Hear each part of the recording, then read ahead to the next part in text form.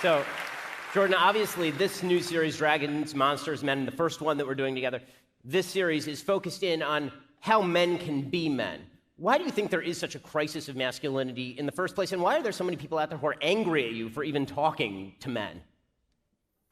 Well, I think you could think about it as a consequence, in some sense, of the lack of a concept of original sin, oddly enough. I mean, people bear an existential burden, you know.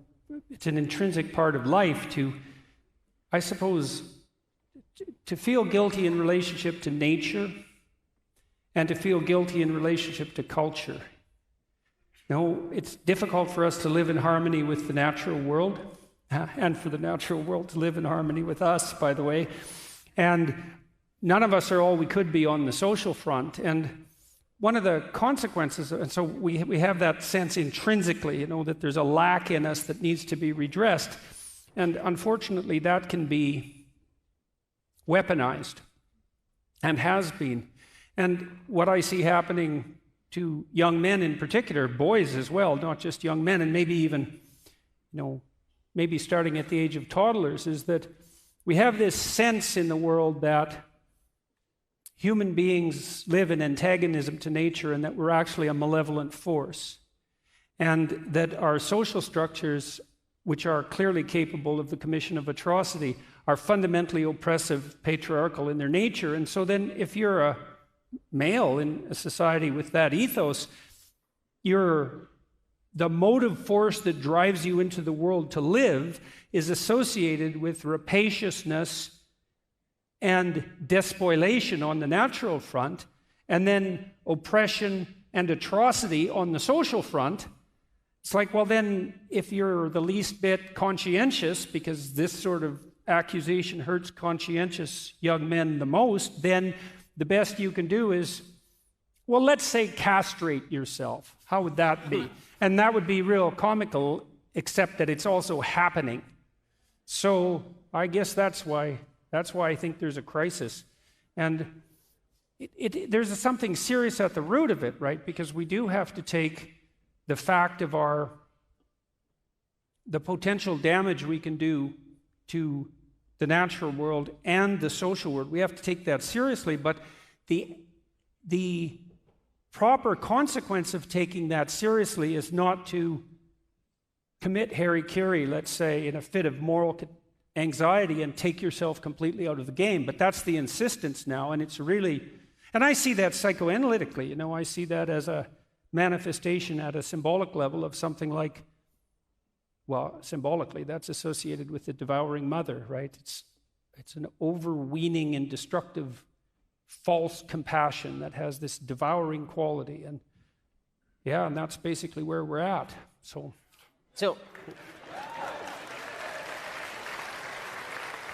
know, it's one of the things that's striking about the sort of hatred that you've gotten from so many is that you've literally been asked why you're even bothering to speak to men. I mean, there is this crisis of masculinity, right? There is this idea that every form of masculinity is toxic, and you've spent your life trying to talk to men and say, no, you can channel that masculinity in not only a good way, but a necessary and productive and useful way. And people have gotten angry at you for this. Where do you think that's coming from? Why? That's obviously a good thing that you're doing. Why are so many people upset with you for that? Well, the thing is, I never really set out to talk to men specifically, but I did set out, at least in part, to make a case for the utility of both the feminine and the masculine spirit, and it turned out that making the case for the masculine spirit was something that was more demanded by the culture, let's say. The anger, that's a complicated issue. We touched on some of it in relationship to the despoiling of nature and the idea of the oppressive and atrocity-committing patriarchy. But then there's another issue, too, which I think is germane.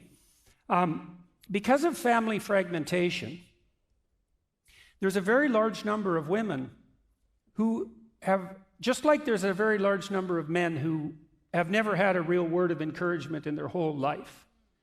It's a really sad thing to see. It's a really, really sad thing to see that deeply and to have seen that reflected in so many thousands of people. But there are many women who've never had a positive relationship with anyone male in their life.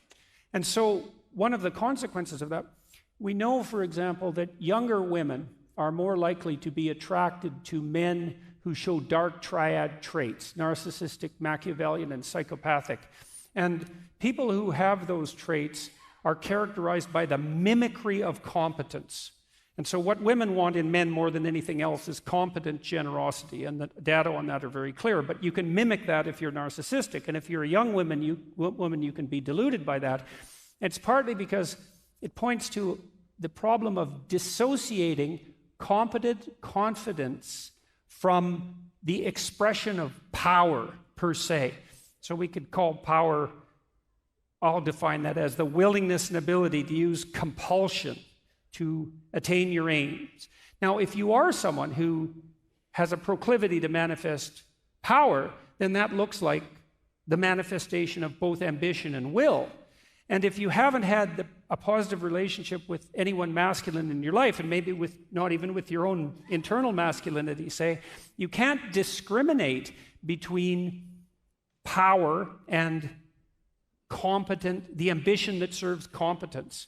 And so because that's terrifying, because the power, if you have had only negative relationships with men, their capability to use power becomes such a threat that it has to be opposed at all costs, even if it manifests itself within the developmental pathway of your own son. And so some of that's familial breakdown, and then you have a multi-generational pattern of that makes it even worse. And so that's definitely part of it. You know, there's an ideological drum that's being beaten constantly, both on the sociological constructivist front, right? That's the oppressive patriarchy, and then on the environmental front. And then you add to that the fact that, well, on the leftists, especially the radical types, their whole damn doctrine, it's the most pathological doctrine you could invent if you set out to invent a pathological doctrine. And I mean that. I'm not making a joke. I really mean that in the deepest possible sense. The notion that the fundamental human motivation is the willingness and ability to use compulsion, power. It's all about power. And every time I hear that now from someone, I think, that is not a sociological observation. That is a confession on your part. And it's also just complete bloody nonsense. I mean, you all know this. You have friends because they're compelled to be your friends? Like, that's definitely not how you have friends. You might have bully henchmen that way, but you don't have friends. Power is an extraordinarily unstable basis to establish a marriage on. Plus, it just doesn't work because it turns out that women who are so annoying are very difficult to oppress, you know. So you can try, but it's not that easy. And I don't think that we've been all that historically successful in doing so. But it's also a preposterous proposition because the expression of power within an intimate relationship does not produce intimacy or a relationship. The best it can produce is like a combination of tyranny and slavery, and that does not characterize the institution of marriage per se. So there is this insistence among the radicals that power is the fundamental motivation, and then you think too, okay, you're only motivated by power. That means that we can only get along if our interests align, because if you're motivated by power and I'm motivated by power and our interests don't align, and there's nothing else but power, then the only option I have is to turn you into an enemy and try to destroy you, because we can't engage in dialogue. That's dialogos. And the reason we can't engage in dialogue is because there's no logos. There's just power. So there's no such... This is why it's a good thing for conservatives to understand. You have to understand that the debate about free speech on campus, in the deepest sense, is not a debate about who should be allowed to speak freely. That's nothing. That's a trivial debate. You can even understand it in some sense. If I don't agree with you, maybe I don't want you to talk. But the debate is about something much deeper, which is whether or not the idea of free speech itself is just a mask developed essentially by Europeans to justify the oppressive patriarchy in the most devious possible way. And the answer the radicals have to that question is yes, that's exactly what it is. And so there's no free speech whatsoever. That's an illusion that's promulgated by people who are only trying to justify their claim to power. That's what the bloody argument is about. And I just think all of that's It's wrong in every way. It's wrong theologically, it's wrong psychologically, it's wrong scientifically. Even chimpanzees who have a patriarchal social structure, their social structures, if they are based on power, on compulsion, they're unstable, and the alpha chimps who use power are very likely to meet an extraordinarily brutal and premature end. So Frans de Waal, the Dutch primatologist, has detailed out this wonderfully. He's shown that even among our closest biological relatives, it's the ability to make peace and to engage in reciprocal interactions that constitutes the basis for a stable polity, even among chimps. And it's obviously the case that that's the proper basis for social relations, especially among free people. And I've been trying to puzzle out, especially in my lecture tour recently, what the antithesis to power is, or to the will to power, let's say, in terms of arbitrary compulsion. And it's something like the spirit of free and voluntary play. And that's a wonderful thing to know. It's so optimistic. You guys were talking about optimism earlier, you know. So imagine this, is that if you structure your relations optimally, and I mean optimally, with yourself, with your intimate partner, with your family, with your community, the highest level of attainment of that structuring is the manifestation of the spirit of voluntary play. And that's so lovely because there's nothing better than playing, fundamentally.